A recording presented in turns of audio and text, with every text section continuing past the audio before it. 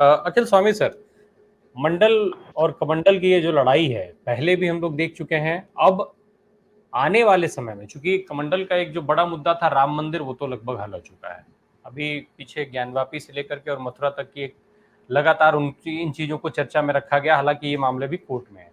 तो अब मंडल वर्सेस कमंडल वाली जब बात आती है, तो क्या ये आने वाला चुनाव भी मंडल वर्सेस कमंडल का महामुकाबला होगा, उसी तौर पर उसी तर्ज पर लड़ा जाएगा, या फिर अब भारतीय जनता पार्टी को निश्चित तौर पर कमंडल का मुद्दा छोड़ करके और बाकी मुद्दों पर आना होगा, और उस मुद्दे पर अगर भाजपा आती है तो फिर उसको लेकर के उसका जो असर होगा भाजपा पर, वो कैसे देखते हैं आप अखिल सर? नहीं रामप्रकाश जी, देखिए भारतीय जनता पार्टी के पास और कोई मुद्दे हैं ही नहीं जिस पे वो आ सकते हैं।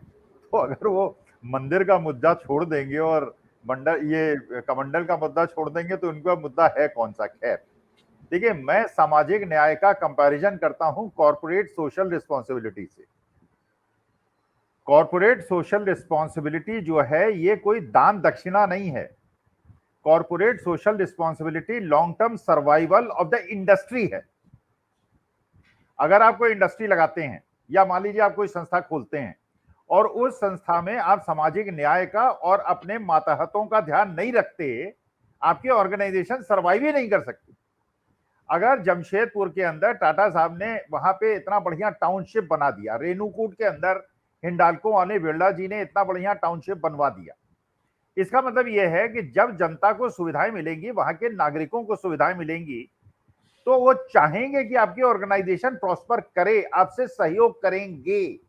अगर आप जो आज के पूंजीपति हैं बड़े बड़े दो, अगर वो अपने क्षेत्र का एक क्षेत्र बता दीजिए आप जिसका उन्होंने विकास किया हो, किसी शहर का उन्होंने विकास किया हो, अगर वो कहते हैं कि हम लखनऊ को टेक ओवर करते हैं, वाराणसी को टेक ओवर करते हैं, 15-20 हजार करोड़ लगा के इसको हम सही में टोक्यो बना देंगे, तो ये माना जाता है कि वो कॉर्पोरेट सोशल रिस्पॉन्सिबिलिटी को निभा रहे हैं। एक कंपनी का नाम मैं नहीं लूंगा, आसाम के अंदर उल्फा जब बड़ी सक्रिय थी, उस समय वहां एक उन्होंने फैक्ट्री डाली और इतना अशांत एरिया था आसाम कि रोज वहां हमले हुआ करते थे।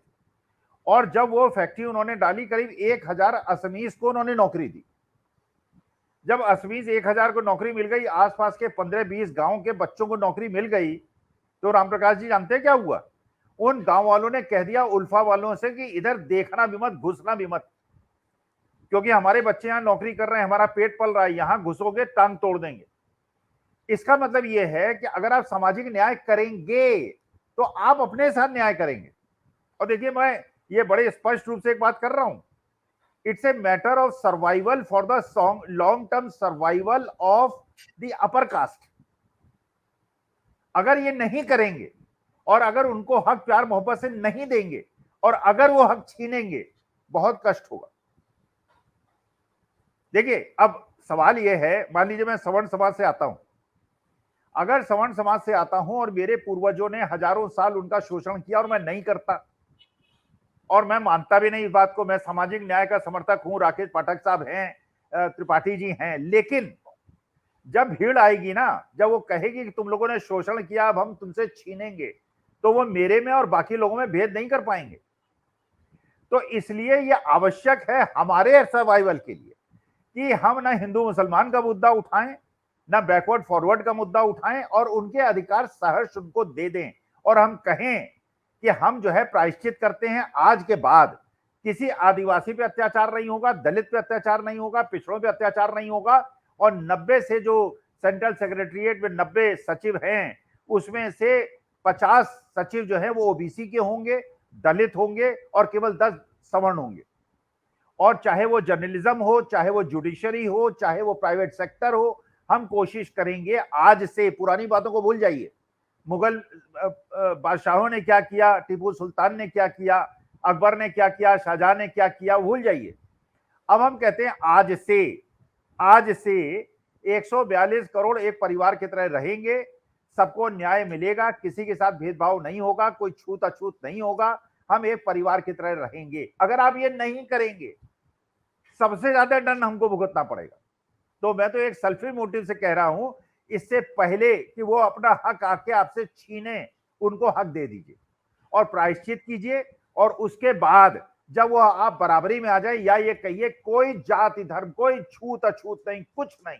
आज के बाद कोई भी अगर इस प्रकार की बात करेगा, धर्म में देश को बांटेगा या जाति में बांटेगा, उसे 10 साल की जेल होगी और कम से कम 20 लाख का जुर्माना भरेगा, तब बेल होगी। आपकी आर्थिक स्थिति भी सुधर जाएगी।